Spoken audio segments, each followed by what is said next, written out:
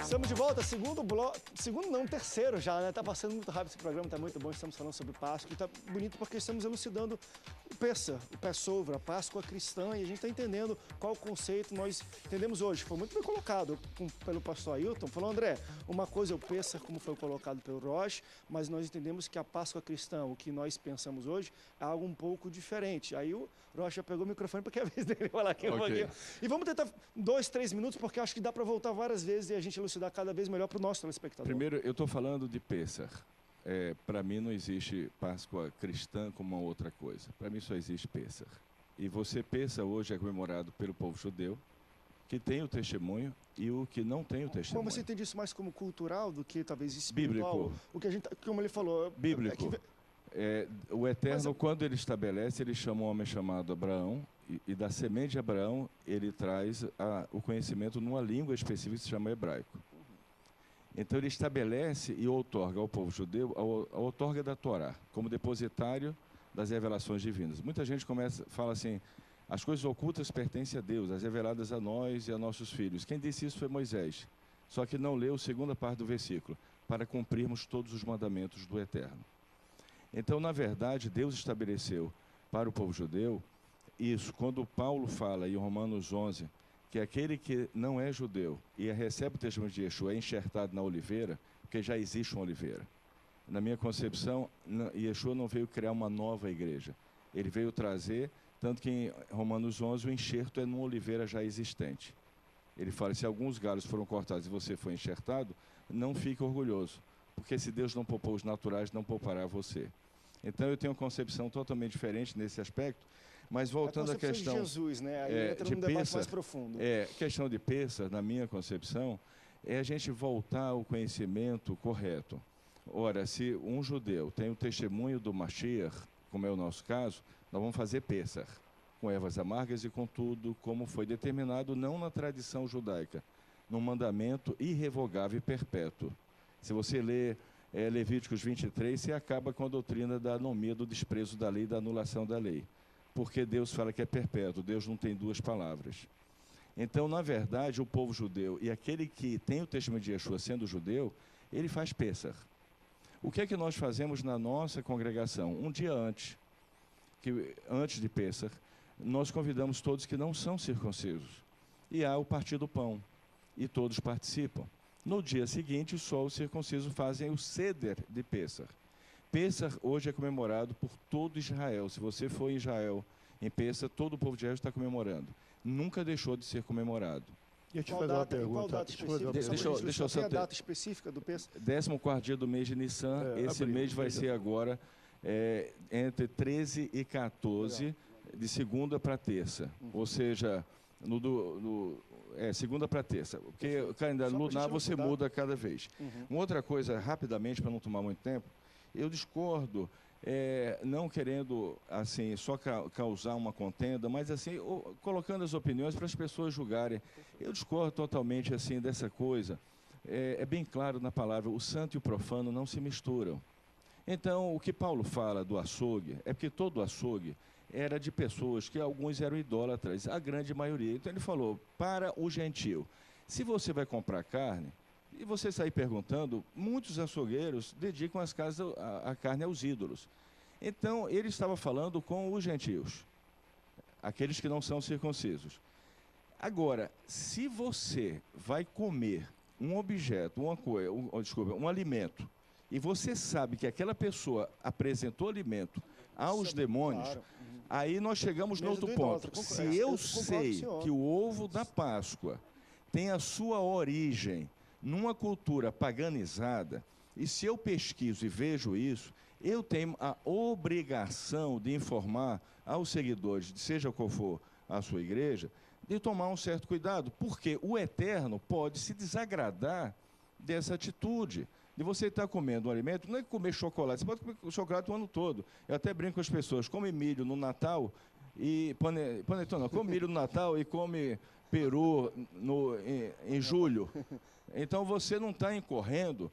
Aí existe uma má interpretação. Você fala assim, o débil da fé, como se o débil da fé fosse o seguidor da fé, pelo amor de Deus. É uma interpretação totalmente equivocada. O que Paulo está falando é pontual, açougue, carne. E carne para o gentio. Mas a pessoa tem que ter ciência que aquilo olha só, algo... Quero fazer 2 comentários. Eu concordo com o Rocha nesse sentido. Se o cara sabe, isso aqui o cara pegou e tudo bem, mas no meu... Deixa eu só falar uma coisa. Não é sendo querer relativista ou simplista nesse sentido. Mas eu discordo muito que um ovo de Páscoa e a gente está falando além de ovo de Páscoa. Vamos voltar na mensagem. Agora, mas eu acho que é aquilo também que o pastor Rubens falou. É da consciência e do relacionamento de cada pessoa com Deus. Mas, bispo... Olha, eu entendo, mas tem coisas que eu vou discordar. Na verdade, quando se fala ovo de Páscoa, hoje, como de chocolate. Mas, na verdade, a cultura não veio do ovo de chocolate. Veio do ovo da própria galinha, que era pintado. Então, esse era o ritual. Era o ovo da própria galinha. Ele era pintado e dado de presente. Depois veio os reis, cada um querendo melhorar. Um deu ovo de ouro, o Kizar, Henrique deu um ovo de ouro para a Kizarina dele. Então, foi se mudando. Aí chegou no Brasil, que na verdade veio dos alemães para a América, o ovo de Páscoa. Então, aí sim que veio o chocolate.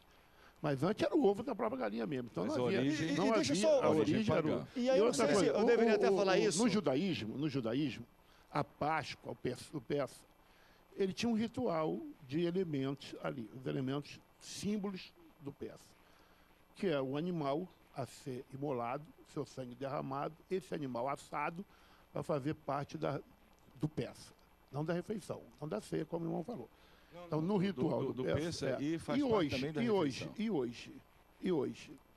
Hoje é feito cedo. Essa Páscoa. Hoje é feito... Não se sacrifica mais o animal? Não há o sacrifício, mas Pessa continua. Porque tem as ervas amargas. Mas não foi instituído por Deus o sacrifício do animal? O sacrifício só pode ocorrer quando o templo está construído. Mas o sacrifício não sendo feito não anula o mandamento do Eterno. Porque para nós a diferença...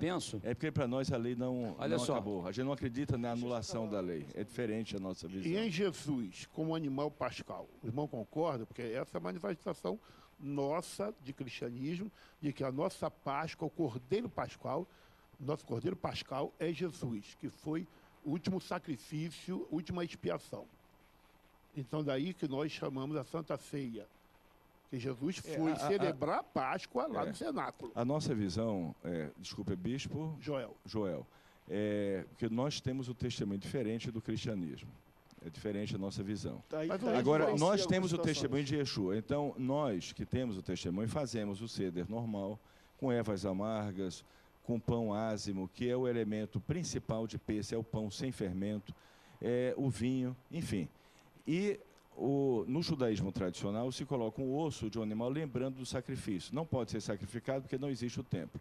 No nosso caso, nós fazemos na segunda parte, a diferença do judaísmo tradicional, fazemos tudo igual. Na segunda parte, nós, quando partimos esse pão que é chamado aficomã, e é um pão que é escondido no começo, essa tradição, inclusive, até leva à questão do Mashiach, que ficou escondido, né, por 2000 anos, para o povo judeu, vai se revelar nos últimos dias. Então, o que acontece? Esse pão é partido em pedaços pequenos. Nesse momento, nós lembramos o sacrifício do Mashiach. Nós aceitamos o sacrifício do Mashiach. Há muitas diferenças. Para nós, o Mashiach foi criado, ele não é um Deus, ele é filho de Deus. Tem várias diferenças do cristianismo. Mas aceitamos o testemunho do Mashiach no sentido do sacrifício. Mas fazemos o Pessa exatamente como é feito há 2000 anos atrás. Deixa eu colocar aqui o seguinte, respeito cada posição, mas eu quero colocar a minha, né? A questão é a seguinte, André, Rocher, Marcos, enfim, Bispo Joel. Tem dois aspectos aí que eu acho que no debate aqui a gente acaba, de alguma maneira, descentralizando a mensagem no primeiro ponto. Porque a primeira discussão é a questão do que comer ou não comer, alimento ou não alimento. Em Mateus capítulo 15, Jesus trata do assunto também, eu não citei. Os discípulos foram comer sem lavar as mãos, e os fariseus o questionaram. E Jesus falou, vocês não leram não? Que Davi entrou com seus homens aqui e eles comeram dos pães árvores, os pães da proposição, certo? Ele não estava preocupado com a questão higiênica, estava preocupado com a questão religiosa, tá? A questão da difusão do judaísmo para a proposta cristã, que ela não está presa a isso ou aquilo, como fala Colossenses 22 e 23. Né? Paulo fala o seguinte, olha, essa forma ascética de viver não tem nenhum poder contra a sensualidade. E ela se destrói com o próprio uso. Não toque nisso, não cole naquilo outro, não coma aquilo, tal, o contexto de Colossenses. A igreja de Colossos Paulo escreve essa carta no 62 aproximadamente. E ele está combatendo justamente os judeus que se converteram ao cristianismo e queriam continuar nas práticas judaicas. Então eu quero colocar isso aqui para a gente entender. Não estou aqui, de maneira nenhuma, tem vários telespectadores nos assistindo, e aqui eu estou colocando uma posição teológica. Assim como o Rocha também colocou, dizendo que existe a diferença da questão do Hamashi, A outra questão, André, é descentralizar a mensagem pascual. Como é que se descentraliza? A expressão grega para aliança é uma expressão linda, diatek. Este é o pacto da nova aliança, feita no meu sangue. Então, Jesus, meu irmão, seja lá Yeshua, Hamashi, Jesus, o nome que era dar Yeshua, não importa, não estou nem para nomenclatura, porque meu Deus fala todas as línguas. Vamos entender. A questão é a seguinte, quando ele fala, este é o pacto da nova aliança, todo pacto falhou. O homem não foi capaz de concretizar a obra salvífica. 1 João capítulo 2, o João vai dizer o seguinte, olha, ele é a propiciação pelos nossos pecados, não só pelo nosso, mas pelos do mundo inteiro. Aí João fala assim, filhinho, estas coisas vos escrevo para que não pequeis. Se todavia alguém pecar, tem um advogado para convosco justo, que é Jesus Cristo. Então, André, a mensagem da Páscoa é o pacto da nova aliança. Com relação à circuncisão, eu não acredito nessa circuncisão carnal. Gálatas capítulo 6, Paulo discute isso. Por isso que eu estou falando que a coisa vai muito além. E a minha proposta aqui, Roche, não é agredir a fé do irmão e nem a ninguém que tem o segmento, porque a gente não está aqui para isso, mas eu estou colocando uma posição real. Em Gálatas capítulo 6, Paulo fala o seguinte, meu irmão, de forma muito clara, olha, quem é o Israel de Deus? Paulo, para Paulo é a igreja.